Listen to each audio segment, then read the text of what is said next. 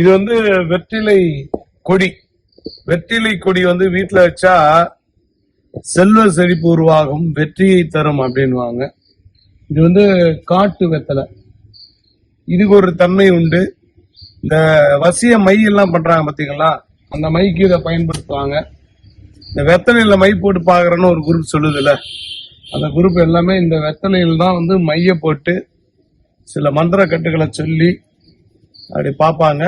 இது கேரளாவில் இதுக்கு முன்னாடி ஃபேமஸ் ஆனது, இப்ப தமிழ்நாடு ஃபுல்லா ஃபேமஸா இருக்குது. யாராலையும் எதையும் சொல்ல முடியாது, எல்லாம் டூப்ளிகேட்டு தான். அப்படியாப்பட்ட வெற்றிலை பவர்ஃபுல்லானது. இது காட்டு வெத்தலை அப்படின்னு பேரு. இதான் இந்த காப்பி மரம் இருக்குல்ல, காப்பி கொட்டை வரக்கூடிய மரம். இதான் காப்பி கொட்டை. பாருங்க எப்படி இருக்கு பாருங்க.